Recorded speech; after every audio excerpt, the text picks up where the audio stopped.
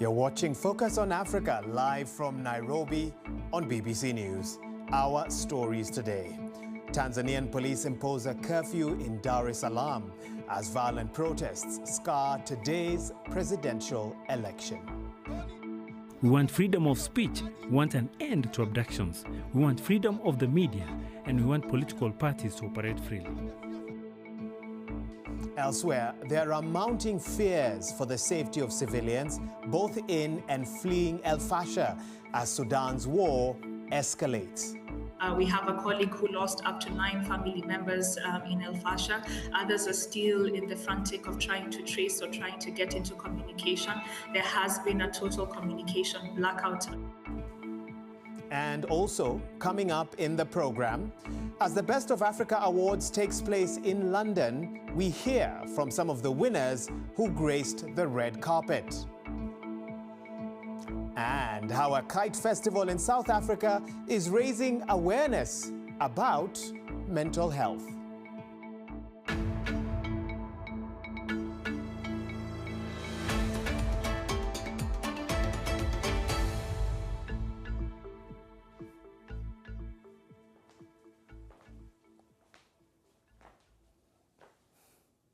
Well, many thanks for your time. This is Focus on Africa.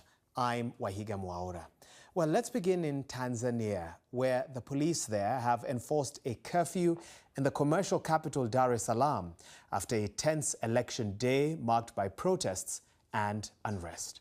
Well, over the last few months, activists and human rights organizations have repeatedly raised concerns about a pattern of enforced disappearances and torture that they say has led to the silencing of critics and opposition parties.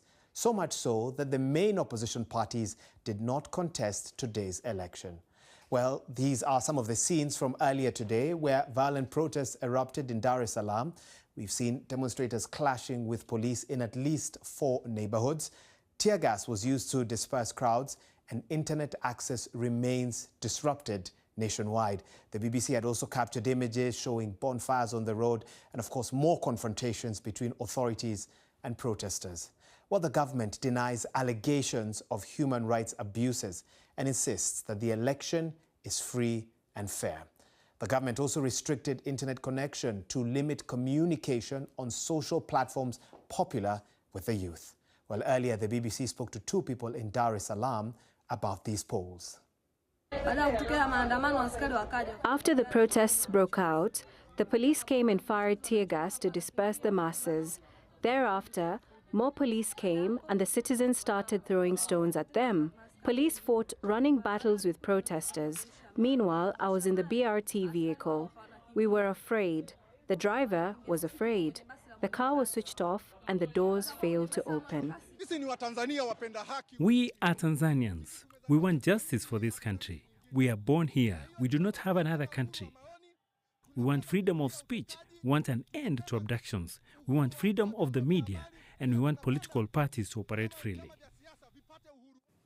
Well, in terms of latest updates, the internet remains down in Tanzania. But the BBC's Peter Mwangangi has been following the developments there closely and joins me now in studio. Peter, good to have you. We saw voting kicking off pretty early in the country and then some protests. How big and how impactful would you say they were?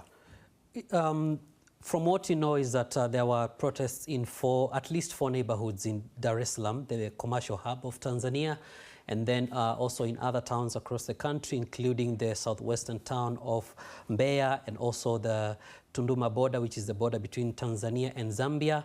But because of the restriction in internet access, we've been unable to ascertain where else these protests have been witnessed and for how long, because that happened earlier on. The switch happened earlier on in the day. Do we know what the result of the protest was? Because there was clashes with police. Were there casualties? What can you tell us about that? From what we saw from our reporters on the ground, we saw several people being injured. You know, the protesters were barricading roads, lighting fires, others damaged infrastructure, including the bus terminal and some buses. And then the police fired back with some tear gas, and we saw some injuries. We've been unable to ascertain whether there are, how many injuries there have been and how far that has gone, because again, we haven't also heard from the government. And all this happening on a day when there was a presidential and parliamentary elections. I mean, a lot happening in the country on one day. What sense did you get of the voter turnout? What numbers do we have on that? So different situations. Tanzania mainland and the semi-autonomous island of Zanzibar, where it was relatively calm.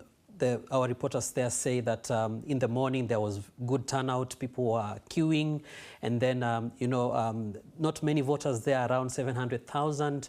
By midday, most had completed their voting, and it was just one or two people streaming into the voting stations. But across in the mainland Tanzania, because of some of those clashes, some people may have been hesitant to go and vote.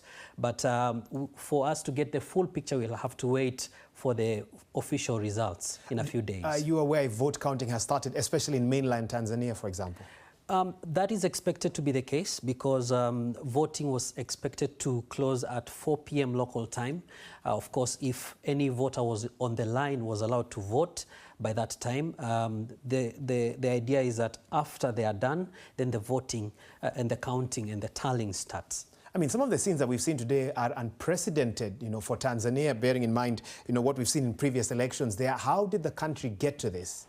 So, for this particular election, 16 parties are going against the ruling party, CCM, which is the one that President Samia Suluhu Hassan is vying with. And there has been the feeling that she isn't going against strong contenders because two of the main opposition candidates have been disqualified. One of them, Tundu Lissu, is in prison facing treason charges. His party, Chadema, said that they would not participate because they do not believe that the electoral process is fair, free and fair. So another candidate from ACT Wazalendo, another political party, was disqualified just a few weeks before the election. So it has been a build-up of a number of people feeling that perhaps the playing ground is not level. And at this moment, there is that overnight curfew in Dar es Salaam. Of course, we'll continue monitoring the situation. Peter Mwangangi, thank you for joining us with those updates.